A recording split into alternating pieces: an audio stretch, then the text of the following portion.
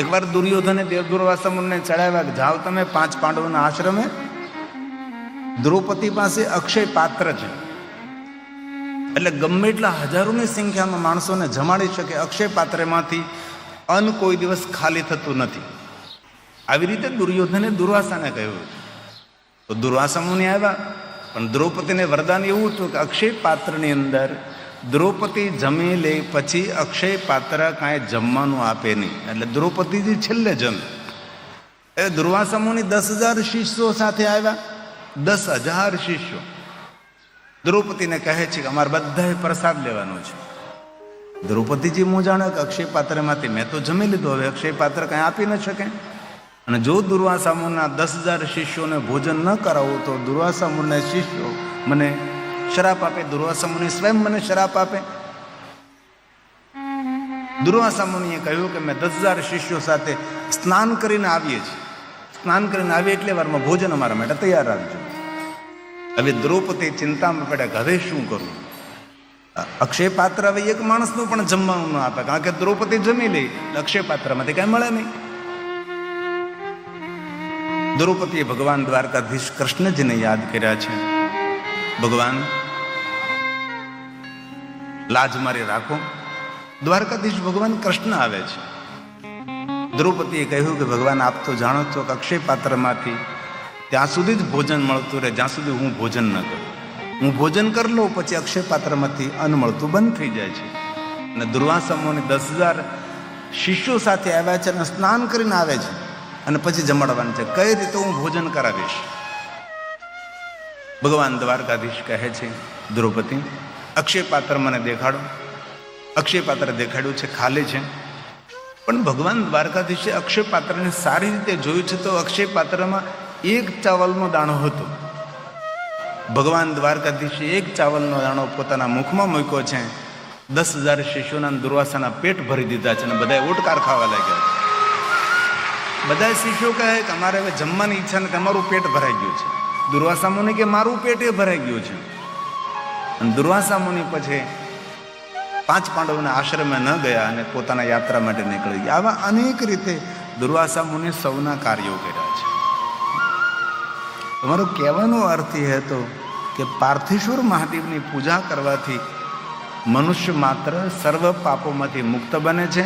કોઈનો શ્રાપ લાગ્યો શ્રાપમાંથી પણ મુક્તિ મળે છે. આવું શિવ મહાપળ ગ્રંથમાં ભગવાન વ્યાસજીએ પાર્થેશ્વરનું મોટું ચરિત્ર ગાયું છે. બહુ મોટો વિસ્તાર છે પાર્થેશ્વર. પાર્થેશ્વર એકવાર સોમનાથમાં મેં કથા કરતા હતા તો અમે 9 દિવસ પાર્થેશ્વર મહાદેવ ઉપર જ બોલ્યા હતા. આખી કથા પાર્થેશ્વર મહાદેવની, કઈ રીતે પૂજા કરવી, કઈ રીતે આહ્વાન કરવું, કઈ રીતે તેનું વિસર્જન કરવું, કેટલા શિવલિંગોની પૂજા કરવાથી કેવું ફળ મળે છે. તેથી મારો કહેવાનો અર્થ એ છે કે જીવનમાં ક્યારેક અવસર મળે તો વિદ્વાન બ્રાહ્મણોને આમંત્રિત કરી વિશેષ પ્રકારે પાર્થેશ્વર મહાદેવની પૂજા કરવાથી આપણી કામના પૂર્તિ થાય છે. આવું ભગવાને કહ્યું છે. મૃત્યુહરં કાલ મૃત્યોશ્રાપી વિનાશનમ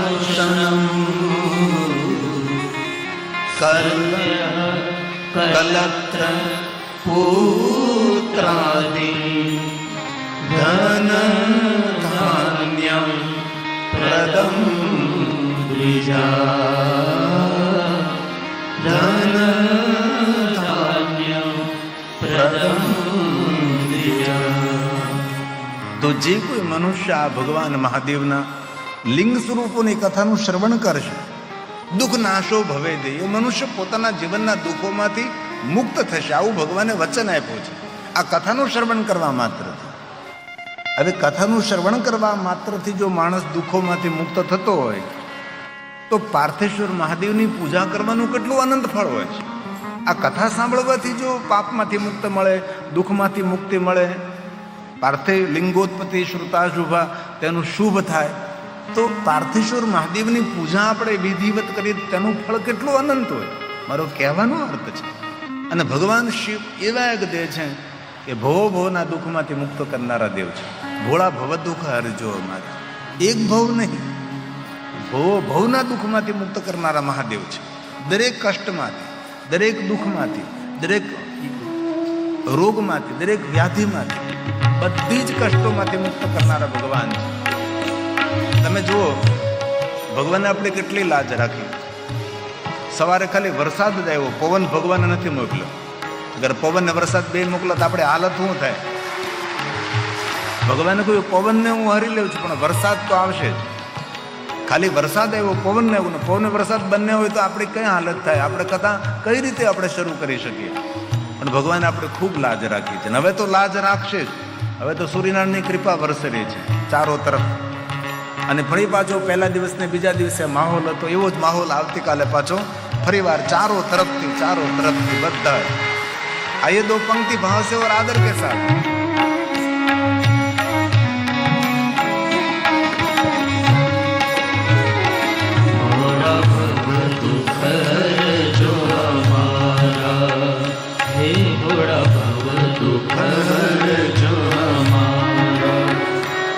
शिव शंकर सुख करनारा, भक्तों ना भय हरनारा, थोड़ा बहुत दुख हर जो हमारा, हे थोड़ा बहुत दुख हर जो हमारा.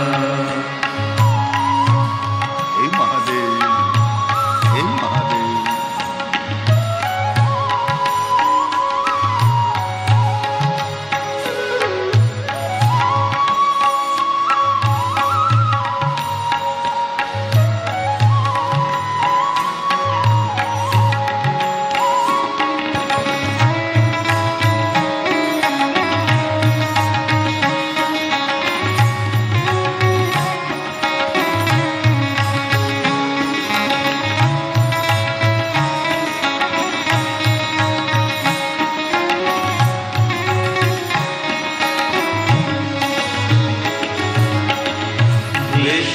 मंगल मंगलकारी, कैलाश माय स्थान, देवो ना देव